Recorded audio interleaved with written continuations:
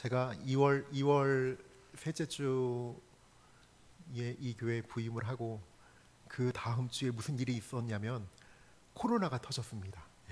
그 다음 주에 코로나가 터지고 그 주부터 이제 성도님들을 볼 기회가 없고 지난 거의 한 6개월 이상을 보내면서 마스크로 얼굴의 절반을 가리니 제가 아직도 누가 누구신지 전혀 모릅니다. 다만 이제 저희 학생들은 많이 알고 이제 친밀해져서 그 아이들의 이제 그 생활이나 또 이렇게 어떤 꿈이나 그 아이들의 형편을 이제 이해하고 파악하는 그런 와중에 있습니다. 저도 이렇게 한 교회 와가지고 이렇게 적응하는 기간이 오래되는 교회는 또 처음인 것 같아요. 게다가 오늘 담임 목사님께서 이번 주에 휴가를 가셨는데 아마 비가 이렇게 많이 올 줄을 아시고 휴가를 떠나신 것 같습니다. 이제 전혀 이제 이 휴가 기간에 즐기지 못하시고 오직 비 오는 와중에 기도하고 이제 하나님과의 깊은 교제를 하는 시간으로 보내지 않으실까라는 그런 생각을 합니다. 그러니까 교회 담임 목사님이 안 계시면 이렇게 허전한 거예요. 되게 오늘 뭔가 썰렁하고 허전한 느낌이 들고 부족한 제가 말씀을 전하게 되어서 한편으로는 또 송구스럽고 죄송한 마음도 있습니다. 제가 이 교회 처음에 와가지고 제일 좋았던 거 2가지가 있는데 첫 번째는 저희 목사님 설교 말씀이 너무 좋아가지고 참 은혜가 돼서 너무 좋았고요. 2번째는 집이랑 너무 가까워서 좋았습니다. 잠깐 이제 제 소개를 좀 하자면은 제가 여기 교회에 있기 전에 있던 사역지는 양천구 목동이었습니다. 목동에 한 7년 정도 사역을 하면서 이제 거리가 좀 있어서 오고 가는데 많이 어려웠습니다. 그리고 그 목동에 있기 전에 있던 교회가 어디냐면은 저기 거제도입니다. 거제도. 전혀 모르는 곳이었는데 제가 하나님께 은혜를 받고 한번 이 서울 경기 지역을 벗어나서 가장 멀리 한번 하나님께 헌신하러 한번 가자라고 간 곳이 거제도였습니다. 처음에 거제도 하면은 그냥 작은 섬인 줄 알았습니다. 이렇게 산꼭대기에 올라가면은 시내가 다 보이는 아주 작은 섬인 줄 알았는데 가보니까는 웬만한 서울 도시보다도 크고 화려한 곳이 또 거제도더라고요. 거기서 한 2년 정도 사역을 했고, 그래서 이제 여러 군데를 다니다가 이제 집이랑 가까운 교회를 만난 것이, 그리고 좋은 설교 말씀을 전하시는 우리 목사님하고 또 교회에 이렇게 50년이 넘는 그 역사와 전통이 있는 교회라는 그 점이 너무나 저에겐 기쁨이었고 참 하나님 앞에 감사의 제목이었습니다. 오늘 저는 로마서 5장 1절에서 5절에 있는 말씀을 가지고 함께 이제 인내를 심으라 라는 제목으로 함께 은혜를 나누고자 합니다. 요즘 그 청소년들을 보면은 저희 때와는 다르게 그 체격이 많이 좋아진 것을 알 수가 있습니다. 덩치도 커지고 키도 많이 커졌습니다. 보통 말하는 그 피지컬이 많이 좋아졌다라는 얘기죠. 그런데 문제는 체질입니다. 체질은 예전보다 더 나빠지고 있다라고 합니다. 초중고생의 40% 이상이 시력이 약한 것으로 나타났고 근시학생 비율도 10년 전보다 약 1.8배가 증가가 되었답니다. 그 외에도 피부질환, 알레르기, 고도비만을 겪는 그런 아이들이 갈수록 늘어나고 체력도 많이 약해지고 있다라고 합니다. 이런 걸 보면서 저는 우리의 신앙도 혹 이렇지 않나라는 생각을 해봤습니다. 요즘 아이들이 체격이 커졌다고 체질이 좋아진 것이 아닌 것처럼 오늘날 교회의 교인 수가 많아지고 규모가 크다고 해서 이것이 영적으로 성숙해지고 건강해졌다라는 뜻은 아니라는 것입니다. 요즘 많은 교회가 겉으로 보기에는 예전보다 규모가 커지고 화려해서 성숙하고 내실 있어 보이지만은 옛날 어른들의 그 믿음에 비춰봤을 때 우리의 그 영적인 체질이 좋아진 것 같지는 않다라는 겁니다. 특히 이번에 이 코로나19로 교회의 체질이 약했다라는 것이 여실히 드러나고 있습니다. 헌금이 줄고 교인 출석이 주는 것만 봐도 우리의 체질은 교회만 덩치만 커졌지 약해졌다라는 그 반증일 수 있는 겁니다. 왜 그렇게 되었나라고 그걸 분석해 보니 정답은 하나였다는 겁니다. 연단을 통한 훈련이 부족했다라는 겁니다. 앞에서 언급한 그 청소년들의 체력 저하의 원인으로 교육부가 이렇게 분석을 했답니다. 체력 저하의 주 원인은 운동 부족이나 비만으로 인한 심폐지구력, 각근력의 순발력, 상지근, 지구력 등이 감소한 때문이다라고 그렇게 분석을 했답니다. 한마디로 말해서 먹기는 잘 먹어서 영양 상태는 좋아졌는데 공부하느라 책상에만 앉아있고 인터넷이나 핸드폰 게임으로 운동을 하지 않아서 체력이 저하되었다라는 것입니다. 이것이 우리의 영적인 상황을 반영하는 결과라는 그런 생각을 저는 해봤습니다. 성령의 9가지 열매 중에서 4번째 열매가 여러분 뭔지 아십니까? 4번째 열매가 바로 오래 참음입니다. 성령의 열매 가운데 오래 참음이 있다라는 것은 또 무엇을 의미할까요? 신앙생활이라는 것이 오래 참음, 즉 인내라는 그 덕목을 반드시 필요로 할 만큼 힘들다는 것을 전제로 하고 있는 것입니다. 어찌 보면 우리는 지금 신앙생활을 엉터리로 하고 있는지도 모릅니다. 나약하기 그지없습니다. 사실 지금처럼 우리가 신앙생활을 할 것 같으면은 이 오래 참음이라는 이 열매는 없어도 됩니다. 써먹을 일이 없을 겁니다. 우리의 필요에 따라서 뭔가 구할 때만 하나님을 찾는 정도의 그 신앙이라면 굳이 무슨 인내가 필요하겠습니까? 일주일에 한 번 잠깐 교회에 나와 예배드리는 그 정도의 신앙이라면 굳이 오래 참음이라는 그 성령의 열매가 우리에게 필요하지 않다라는 겁니다. 기도도 마찬가지입니다. 기도를 하지 않는 것도 문제지만은 기도하는 내용을 들여다보면 거기에도 우리가 참 많은 문제가 있다라는 것을 우리가 서로 알게 됩니다. 자신의 기도하는 내용을 한번 녹음을 해서 들어보면 99%가 하나님 주시옵소서 그거밖에 없습니다. 물론 우리가 신령한 은혜를 구하고 자신의 그 연약함을 인정하고 절대자인 하나님께 의지하며 간구하는 것이 문제가 되는 것은 결코 아닙니다. 그러나 기도는 주시옵소서만으로 하는 것이 아니라 제가 하겠습니다. 제가 드리겠습니다. 제가 연단하겠습니다. 그 자신의 그 결단, 헌신, 다짐, 의지의 표현도 기도 안에 들어가야 된다는 겁니다. 우리가 뜨거운 여름에 그 건조하고 떼약볕이 내리쬐는 그 운동장에 학생들을 내몰고 그 학생들에게 운동장을 뛰게 하는 것은 학대하기 위함이 아니라 그 학생들의 체력과 건강을 위한 교육의 의도가 있는 것처럼 성령께서 그분의 열매 중에 하나로 오래 참음을 주신 것은 우리가 훈련과 연단 속에서 오래 참음을 연마함으로써 우리가 영적으로 더 강해지고 성숙해지게 하기 위함인 것입니다. 마치 성령님이 우리에게 너 연단 받아야 돼, 강해져야 돼, 훈련해야 돼, 약해지지 마 라고 외치시는 것처럼 우리에게 성령의 열매 중에 이 오래 참음을 주신 이유가 바로 거기 있다라는 겁니다.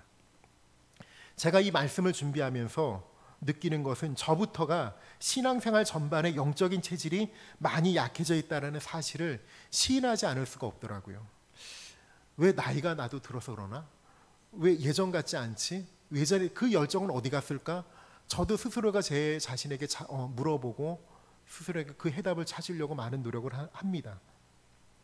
우리 안에 성령의 열매 중에 하나가 오래 참음이라는 이 사실을 우리가 새롭게 자각할 뿐 아니라 이 성령의 열매를 사용하는 일 또한 우리의 삶 가운데 일어나야 합니다. 그래야 우리가 어렵고 견디기 그 힘든 연단이 있을 때에 비로소 아 맞다, 성령의 열매 중에 오래 참음이 있었지 라고 생각하면서 자각하고 그 오래 참음의 능력을 꺼내서 활용하는 우리의 모습들이 필요하다는 겁니다. 저는 이번 이 코로나19를 경험하는 지금이 그 적기라고 또 생각을 합니다. 누군가는 이 비대면 사회로 전환되면서 더 이상 그 교회도 못 나오는 상황이 되니까 그 개인의 신앙이 좀 나태해지고 오히려 믿음 생활이 약해지는 경우가 많이 있지만은 우리가 인내의 이 성령의 열매를 사용해서 더 단단하고 굳건한 그 믿음을 소유하는 기회로 삼았으면 하는 그런 바람이 있습니다. 이번 코로나로 한국교회는 시험대 위에 놓인 것이나 마찬가지입니다. 체격은 커졌는데 체력은 형편없다는 그 분석이 지금 여기저기 나오고 있습니다. 아마 이 기간이 지나고 나면 한국교회 규모가 30%가 줄어들 거라는 그러한 분석도 있는 걸 보면 지금 우리 교회가 한국교회가 이 체력이 형편이 없구나라는 걸 우리가 느끼게 됩니다. 우리 교회도 그래서 이때에 점검을 해야 됩니다. 우리 목사님이 교육자 모임 시간마다 몸부림치면서 뭔가의 어떤 변화, 뭔가의 발전, 어떤 신앙의 본질의 다시 회복을 위해서 노력하시는 그 모습을 보면서 우리 모든 성도들도 함께 그 마음에 동참을 해야 될 줄로 믿습니다. 신앙의 본질을 회복하기 위해 몸부림치고 교회가 체질을 바꾸기 위해 온 교인이 함께 힘을 쓰면서 하나님의 그 계획하심을 깨달아 변화되고 성숙하는 우리 서울중앙교회가 되기를 원합니다. 오래 참음과 관련해서 시간에 두 가지 개념이 있습니다. 제가 두 가지 개념을 잠깐 소개하고자 합니다. 헬라어로 이 시간 혹은 때를 표현하는 단어가 두 개가 있습니다. 하나는 크로노스가 있고 또 하나는 카이로스라고 있습니다. 크로노스는 한마디로 말하면 지금 우리가 흔히 쓰는 이 시간의 흐름을 말합니다. 그리고 헬라어의 시간을 뜻하는 다른 단어가 바로 카이로스입니다. 이 단어는 그리스 신화에 나오는 기회의 신이라는 그 이름에서 기원을 합니다. 그래서 이탈리아에 있는 코리노 박물관에 가면은 이 카이로스 신을 형상화한 조각이 있는데 그 모습이 상당히 우스꽝스럽다고 합니다. 앞머리는 길고 덥수룩한데 뒷머리는 머리카락이 한올 없는 민머리입니다. 눈치가 빠른 사람이라면 그게 무슨 의미인지를 알았을 겁니다. 그러니까 기회라는 것은 내 앞에 있을 땐 잡을 수 있지만 지나고 나면 잡을 수 없다. 이제 그런 의미가 있는 겁니다. 그것이 바로 기회의 신 카이로스입니다. 근데 성경에 보면 바울이 이 카이로스라는 단어를 하나님의 때 혹은 크로노스를 뚫고 들어와서 만들어 가시는 그 하나님의 임재라는 그 뜻으로 사용을 합니다. 로마서 3장 26절에 보시면 이런 말씀이 나옵니다. 곧 이때에 자기의 의로우심을 나타내사 자기도 의로우시며 또한 예수 믿는 자를 의롭다 하려 하심이라. 여기에 나오는 이 때에는 바로 헬라어가 카이로스입니다. 다시 말해서 예수 그리스도께서 가장 정확한 하나님의 때에 오셨다라는 겁니다. 아무 때나 오신 것이 아니라 로마의 도로가 모든 길과 통하게 되고 복음이 편만하게 전해질 수 있는 그때, 그리고 모든 정치적인 상황과 경제적인 여건이 적절하게 조성되었을 때에 하나님의 카이로스가 도래했다라는 겁니다. 갈라디아서 4장 4절에 보면 이런 말씀이 있습니다. 때가 참에 하나님이 그 아들을 보내사 여자에게서 나게 하시고 율법 아래에 나게 하신 것은, 여기 나오는 이 때는 카이로스가 아니라 크로노스입니다. 그런데 때가 찼다라는 그 의미는 뭐냐면 일상적으로 흘러가는 이 크로노스의 시간이 쌓이고 쌓여서 드디어 때가 참에 하나님의 카이로스가 이루어졌다라는 겁니다. 우리가 이 카이로스와 크로노스, 이 때가 참회를 통해서 우리가 느낄 수 있는 게 뭘까요? 인간의 시간인 이 크로노스와 하나님의 때인 카이로스 사이에는 간격이 있다라는 겁니다. 갭이 있다라는 겁니다. 그리고 이 크로노스와 카이로스 사이의 간격을 메워가는 과정에 필연적으로 우리에게 필요한 것이 바로 기다림, 인내, 바로 오래 참음이라는 겁니다. 우리가 신앙생활을 한다라는 것은 내 뜻대로 산다라는 것을 의미하는 게 아닙니다. 하나님의 때, 하나님의 뜻을 기다리는 것이 바로 우리의 신앙생활입니다. 따라서 기다리는 과정에서 고통과 인내의 과정은 필수적인 겁니다. 우리가 신앙생활을 하는데 인내하는 과정에서 마음이 힘들고 답답하고 여러 가지 고통이 수반된다면 그것은 지극히 정상적인 과정을 밟고 있는 것입니다. 오히려 우리가 신앙생활을 할 때 이러한 어려움과 힘듦이 없다라면 오히려 그 생활이 오히려 잘못됐다라는 것을 우리가 깨달아야 됩니다. 이런 과정을 통해서 우리의 신앙은 더욱더 성숙해 가는 것입니다. 그렇기 때문에 우리는 삶 속에서 인내가 나타나야 됩니다. 저는 오늘 우리가 구현해야 하는 이 인내에 대해서 크게 두 가지로 살펴보고자 합니다. 첫 번째로 우리의 인내는 일상생활 속에서 나타나야 됩니다. 우리 주변에 일어나는 비극적인 일의 대부분은 다 삶 속에서의 인내를 이루지 못하기 때문에 그런 것입니다. 성경의 예를 들면 바로 아브라함의 경우를 들 수가 있습니다. 하나님께서 그에게 축복을 하십니다. 그리고 그는 고향과 친척과 아버지의 집을 떠납니다. 그리고 그의 나이가 75세가 됩니다. 그때 하나님께서 이 아브라함에게 약속하시기를 내가 너를 통하여 큰 민족을 이루게 하실 거다. 그리고 너의 이름을 창대케 하리라, 그렇게 약속을 하십니다. 그런데 문제는 그에게 자식이 없다라는 겁니다. 곧 하나님이 자녀를 주시겠지라고 기다렸는데 어찌된 영문인지 10년이 지나도 자녀가 생기지 않는 겁니다. 아브라함의 나이가 그 당시에 만약에 20세만 되었더라도 별 고민을 하지 않았을 것입니다. 그런데 이미 그의 나이가 고령이 되었기에 얼마나 마음이 조급했겠습니까? 그래서 아브라함은 하나님의 때, 즉 카이로스를 더 이상 인내하지 못하고 아브라함이 그의 여종 하갈을 통해서 아들을 낳아 버립니다. 이 일이 그 가정에, 그리고 유대 역사에 얼마나 큰 비극을 가져옵니까? 아들을 낳은 이 일 때문에 또한 그 가정도 풍비박산납니다. 아들을 낳은 하갈이 주인인 그 사라를 무시를 하고, 또 그걸 그냥 보고 지나칠 사라가 아니기에 또 하갈에게 모진 핍박을 합니다. 그래서 핍박을 견디다 못한 하갈이 광야로 도망을 칩니다. 그리고 우여곡절 끝에 다시 집으로 돌아옵니다. 집안이 시끄럽고 복잡해집니다. 이 모든 것들이 어디에서 기인한 겁니까? 바로 하나님의 때를 기다리지 못한 데에서 비롯된 것입니다. 한 가지 더 예를 들면 야곱의 어머니 리브가라고 할 수 있습니다. 리브가가 쌍둥이를 임신했을 때 하나님께서 창세기 25장 23절에 그녀에게 이와 같은 약속을 하십니다. 여호와께서 그에게 이르시되 두 국민이 내 태중에 있구나. 두 민족이 내 복중에서부터 나누이리라. 이 족속이 저 족속보다 강하겠고 큰 자가 어린 자를 섬기리라 하셨더라. 이렇게 큰 축복의 말씀을 하십니다. 리브가는 분명한 하나님의 그 약속의 말씀을 받았음에도 그 약속의 말씀은 마음속에 작게만 느껴지고 당장 눈앞에 있는 그 부실한 둘째 아들만 보였던 겁니다. 하나님의 약속은 분명 둘째 아들인 야곱에게 있었지만 첫째 아들 에서는 씩씩하고 산에 닿았던 데 반해 야곱은 산에 닿지도 못하고 형 에서와는 달리 사냥은커녕 집안에서 집안일이나 돕는 유약한 아들이었으니 그 어머니 리브가의 마음이 얼마나 속이 터지겠습니까? 게다가 그 남편인 그 이삭은 노골적으로 큰아들 에서를 편애하니 그 엄마 입장에서는 얼마나 답답했겠습니까?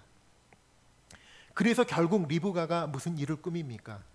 둘째 아들 그 야곱을 부추겨서 아버지를 속이고 형 에서가 받을 그 장자의 복을 훔치도록 합니다.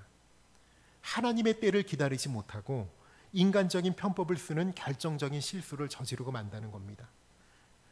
그래서 결국 그 아들이 잘 됐습니까? 야곱은 그 일 때문에 그 형 에서와 철천지 원수가 되었고 집에 머물 수가 없어서 외삼촌의 집으로 도망가는 도망자의 신세가 됩니다. 더 큰 비극은 그 사건 때문에 리브가는 그토록 자기가 사랑했던 아들 야곱을 죽는 날까지 더 이상 보지 못했다라는 겁니다. 왜 이런 비극이 일어납니까? 분명히 하나님께서 약속의 말씀을 주셨는데 그 약속의 말씀을 믿고 하나님의 그때 카이로스를 기다리지 못했기 때문에 그런 것입니다. 그런데 여러분, 이와 같은 일이 그저 남의 일이 아니라는 겁니다. 오늘날 이 땅의 수많은 가정에서 일어나고 있는 일입니다.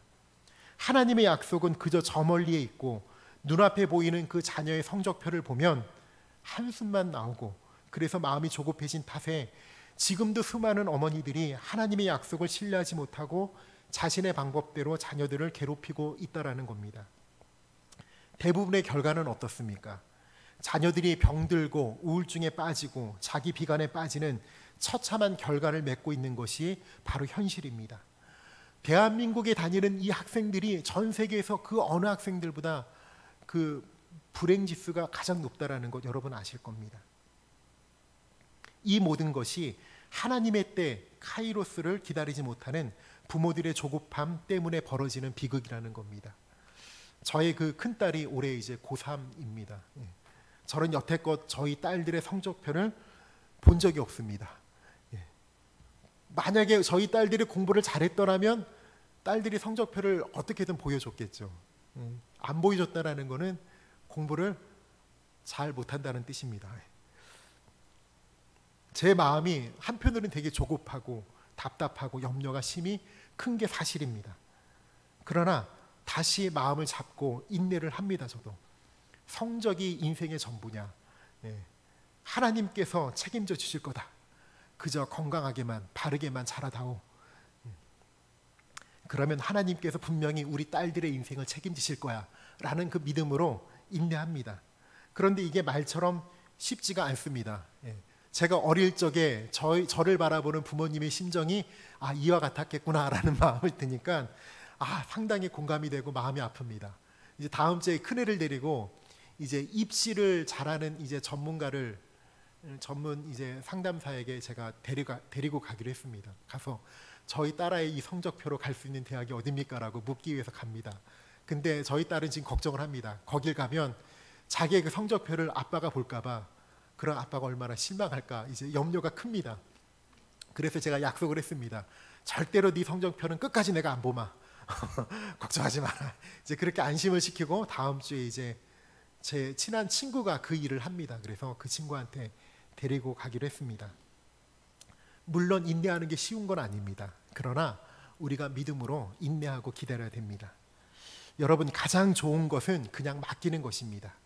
기도하면서 믿음을 가지고 하나님의 때를 인내로 기다리는 것이 우리에게 절대로 필요합니다.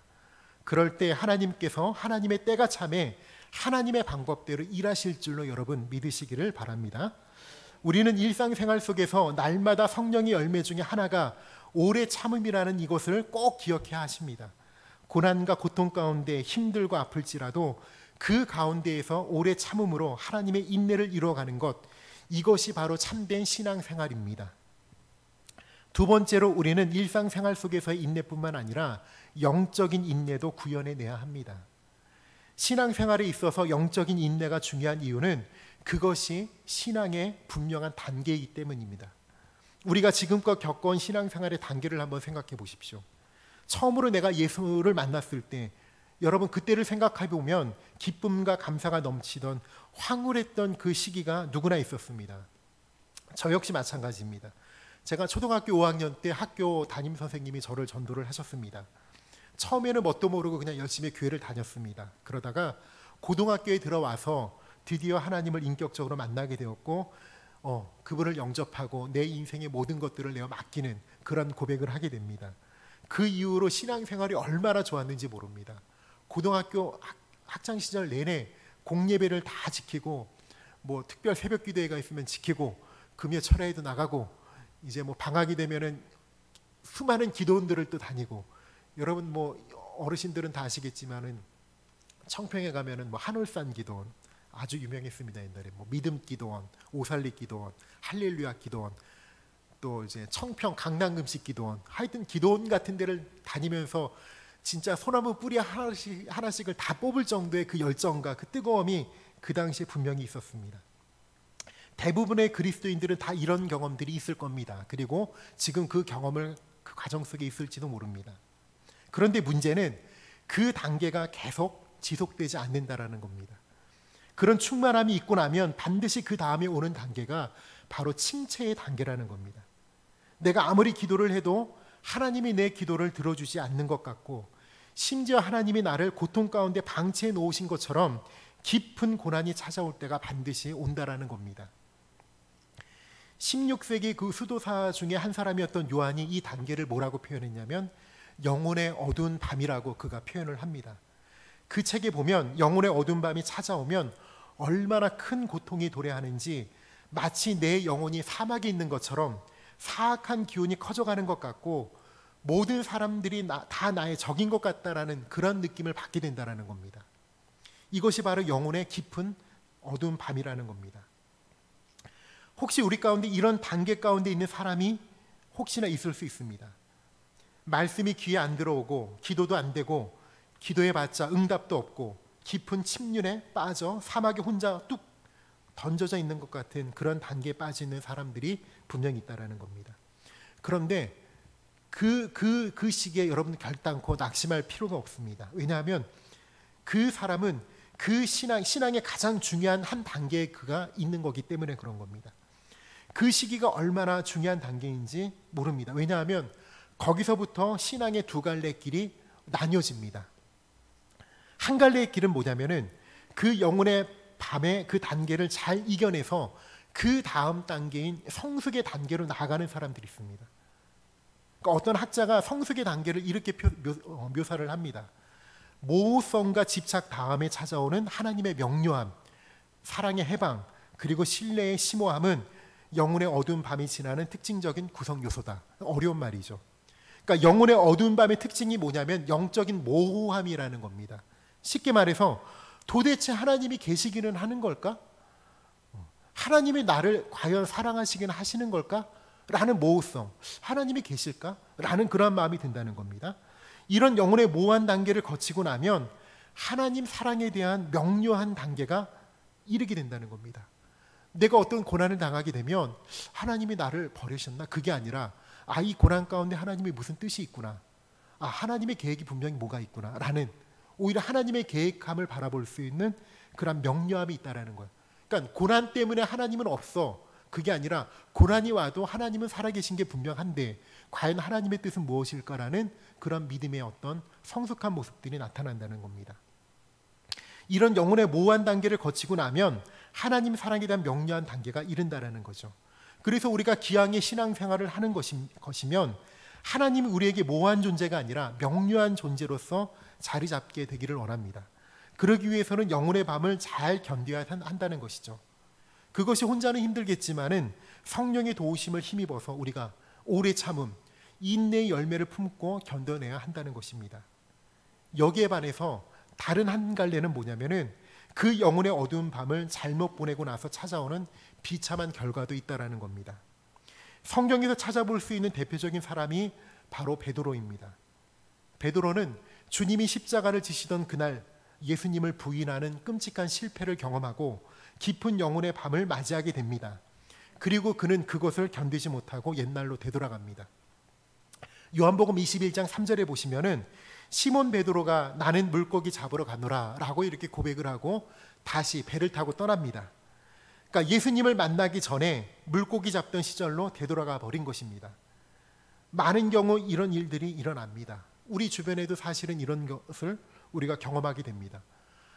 아주 열정적으로 교회 공동체에서 함께 오던 어떤 지체가 어느 날 갑자기 사라지고 안 보입니다. 왜 교회 안 나오냐고 했더니 자기 이제 더 이상 교회 안 간다고, 더 이상 하나님 안 믿기로 했다고, 그리고 떠납니다. 불신, 그 원망 속에 하나님을 부인하고 세상으로 돌아가는 우리 주변의 지체들은 흔히 볼 수 있는 일입니다. 그런데 오늘 이 요한복음 21장 3절을 자세히 보시면은 이 극심한 영혼의 밤을 이겨내지 못하고 옛날로 돌아간들 아무 유익이 없다는 사실을 알게 됩니다. 요한복음 21장 3절 후반절에 보시면 이렇게 나와 있습니다. 그들이 우리도 함께 가겠다 하고 나가서 배에 올랐으나 그날 밤에 아무것도 잡지 못하였더니 라고 나옵니다. 이 말씀이 참으로 상징적인 많은 교훈을 줍니다. 비록 내 인생의 영적인 영혼의 밤이 찾아와 하나님은 저 멀리 계신 것 같고 마음이 너무 힘들고 지친다 할지라도 옛날로 돌아가는 것은 아무 유익도 소용도 없다라는 겁니다. 옛날로 돌아가서는 아무것도 잡을 수 없다라는 것이죠. 그러면 우리가 어떻게 해야 합니까? 치열하게 싸워야 됩니다. 오래 참음으로, 인내로 싸워야 됩니다. 누가복음 21장 19절에 보시면 너희의 인내로 너희 영혼을 얻으리라 이렇게 말씀하십니다. 예수님은 우리의 인내로 영혼을 얻게 될 것이라고 말씀하셨습니다. 우리는 이 말씀을 잊어서는 안 됩니다. 우리의 인내로 얻게 되는 것은 우리의 영적인 성숙인 것입니다. 침체의 단계에서 우리가 두 갈래 길이 있는데 우리가 꼭 이김으로 인해서 성숙의 단계로 나아가기 원합니다. 그렇기 때문에 우리는 오늘 본문 이 로마서 5장에 사도 바울이 제시하는 영적인 원리를 잘 기억해야 됩니다.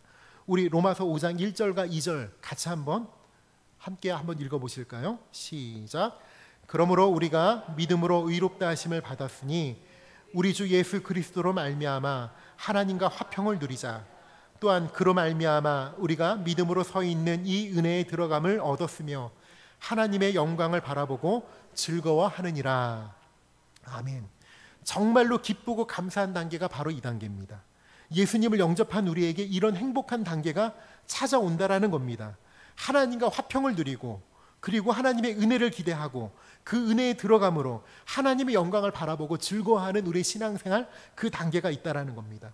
그런데 문제가 있습니다. 이 단계가 영원히 지속되지 않는다라는 겁니다. 뒤이어서 가슴 아픈 반전이 나옵니다.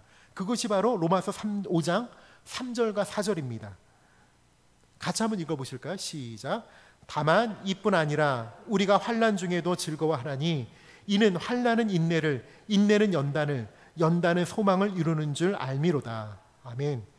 믿음으로 의롭다 하심을 얻고 주 예수 그리스도로 말미암아 하나님과 화평을 누리는 행복한 단계를 지나서 어떤 반전이 일어납니까? 다만 이뿐 아니라 라고 시작하는 대반전인 바로 환난이 우리를 기다리고 있다는 겁니다. 하나님은 왜 1절과 2절의 그 즐거운 상태, 그 기쁜 상태, 하나님과 화평을 누리는 자들이 행복을 누리는 그 상태에 내버려 두지 않으시고 다만 이뿐 아니라 라는 냉정한 그 대반전을 우리의 삶 가운데 허락하시는 걸까요? 그 답이 바로 3절과 4절을 보시면 자세히 나와 있습니다. 하나님과 화평을 누리는 가운데에서도 즐거워해야 하지만 이뿐 아니라 환난 중에도 즐거워함으로 환난이 인내를 이루고 인내가 연단을 이루고 연단이 소망을 이루는 그 단계로 나아가기를 하나님 원하시기 때문입니다. 거듭 말씀드리지만 중고등학교 학생들이 선생님들이 아이들을 그늘에 편히 쉬도록 내버려 두지 않고 뜨거운 햇볕 아래로 내몰아서 거친 숨을 내쉬며 운동장을 뛰게 하는 것은 그것이 아이들에게 유익하기 때문에 그런 것입니다. 마찬가지로 우리가 화평의 즐거움 가운데만 머무는 것이 아니라 환난과 인내와 연단의 과정을 통해서 소망을 이루게 하는 것이 우리 영혼에 무엇보다 유익하기 때문에 하나님께서 깊은 영혼의 밤을 우리에게 허락하신다는 겁니다. 따라서 우리는 사도 바울이 밝힌 이 영적 원리 가운데서 우리 삶의 영혼의 밤이 찾아올 때 해야 할 두 가지 중요한 것이 있습니다. 첫 번째가 바로 소망을 잃지 말아야 된다는 것입니다. 우리가 살아가다 보면 영육간의 어둠이 찾아올 때 가장 중요한 것이 바로 소망을 갖는 것입니다. 소망이야말로 우리가 영혼의 밤을 견뎌내는 힘이라는 것이죠. 야고보서 5장 7절에 보시면 그러므로 형제들아 주께서 강림하시기까지 길이 참으라 라고 말씀하십니다. 이것이 신앙입니다. 길이 참는 것이 바로 신앙이라는 겁니다. 그런데 무작정 참으라는 것이 아닙니다. 야고보서 5장 7절 후반절에 보시면은 보라 농부가 땅에서 나는 귀한 열매를 바라고 길이 참아 이른 비와 늦은 비를 기다리나니 이렇게 나와 있죠. 농부가 씨앗을 심으면 그 다음날 바로 싹이 나고 열매가 맺힙니까? 그렇지 않습니다. 반드시 오랜 기다림을 필요로 합니다. 그런데 농부는 그 긴 기다림의 시간을 소망의 힘으로 버티는 것입니다. 반드시 열매가 날 것이라는 그 소망으로 그 열매를 바라고 오랜 시간 길이 참으며 기다리는 겁니다. 예수님도 마찬가지셨습니다. 히브리서 12장 2절에 보시면 믿음의 주요 또 온전케 하시는 이인 예수를 바라보자. 그는 그 앞에 있는 기쁨을 위하여 십자가를 참으사 부끄러움을 개의치 아니하시더니 하나님 보좌 우편에 앉으셨느니라 라고 나옵니다. 예수님은 그 앞에 있는 기쁨을 위해서 십자가를 참으시고 부끄러움을 개의치 않으신 분이십니다. 주님이 지신 그 십자가가 얼마나 큰 인내를 필요로 했습니까? 예수님은 수많은 군병들과 군중들의 그 조롱을 감내해야 했고 육신적인 극한의 고통을 감당해야 했으며 영적으로도 성부 하나님으로부터 버림받는 끔찍한 그 영혼의 고통을 감내하셔야 했습니다. 그래서 십자가 위에서 예수님은 하나님을 아버지라고 부르지 못하십니다. 다만 죄인의 한 사람으로서 나의 하나님이라고 부르짖을 수밖에 없었습니다. 그런 절망적인 상황을 주님이 다 이겨내실 수 있었던 그 원동력이 바로 소망이었습니다. 장차 예비된 기쁨을 위해서 십자가를 참으실 수 있었다라는 겁니다. 우리의 삶 가운데 고난과 역경이 있는 것은 여러분 당연한 겁니다. 인생은 당연히 고난이 있고 고통이 있고 아픔이 있는 것입니다. 그와 같은 순간에 하나님을 원망하고 우리의 신앙이 더욱더 나약해지는 것이 아니라 하나님 주신 온전한 이 소망을 갖고 이겨내셔야 됩니다. 두 번째 필요한 것이 뭐냐면 성령님을 의지하는 것입니다.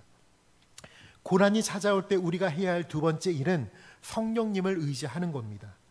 우리 인생의 고난의 밤이 찾아올 때 그것은 성령님이 우리의 영혼의 문을 두드리시는 소리라고 그렇게 생각하시는 것이 상당히 지혜롭습니다.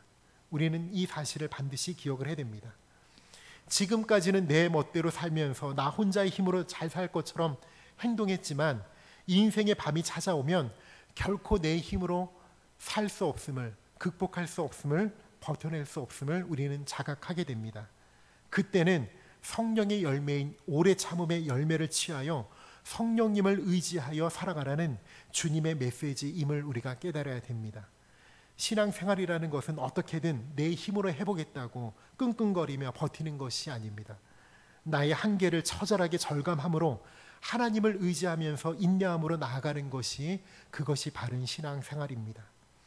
인생의 어두운 밤이 찾아올 때 우리가 소망을 가지고 또 성령님을 의지하면서 나아가는 것이 신앙생활의 가장 중요한 법칙 중에 하나임을 이 밤에 우리 모두가 깊이 깨닫기를 원합니다. 하나님이 우리에게 주신 자녀, 우리에게 허락하신 가정, 우리 삶 속에 허락하신 크고 작은 모든 영역에서 우리는 하나님의 영광을 드러내는 삶을 사셔야 됩니다. 그러나 그 영광의 삶을 위해서는 그 이면에 얼마나 많은 오래 참음이 있어야 하는지를 우리가 영혼 깊이 깨닫기를 간절히 소망합니다. 그래서 혹시 인생의 혹독한 밤이 찾아올 때 현실에 절망하여 포기하고 옛 모습으로 돌아가는 것이 아니라 소망을 가지고 분탐으로 인내를 이루어갈 수 있기를 바랍니다. 제가 고등학교 때 가장 힘이 됐던 말씀은 바로 욥기 23장 10절입니다. 많은 분들이 아실 텐데, 나의 가는 길을 오직 그가 아시나니 그가 나를 단련하신 후에는 내가 정금같이 나오리라. 많이 방황하고 힘든 그 순간에 하나님이 저에게 이 말씀을 주셔요. 근데 이 말씀이 그냥 성경에 나 있는 말씀이 아니라 정말로 제 마음에 꽂히는 하나님의 능력의 말씀으로 찾아오십니다. 아하, 그래, 내가 어디로 가야 될지 나는 알지 못해. 하지만 주님은 아신다. 그리고 그 가정 가운데 많은 연단과 고난이 있겠지만 결국엔 하나님 나를 정금처럼 순금처럼 귀하게 만들어 쓰시리라. 그러한 기대와 확신을 하나님이 주시니까 제가 어려운 그 학창시절, 정말 방황했던 그 시절에 이 말씀의 힘으로 저는 이길 수가 있었습니다. 혹시라도 우리 가운데 혹독한 인생의 밤을 거쳐가는 그러한 분이 계신다면 어두운 현실만 바라보는 것이 아니라 이 욥처럼 소망을 가지고 고통 너머의 미래를 볼 줄 아는 그러한 영안이 열리시기를 바랍니다. 그리고 무엇보다 성령님을 의지하여 성령의 열매인 오래 참음을 가지고 달려나가는 우리 서울중앙교회 모든 성도님들 다 되시기를 이 시간에 간절히 축복합니다.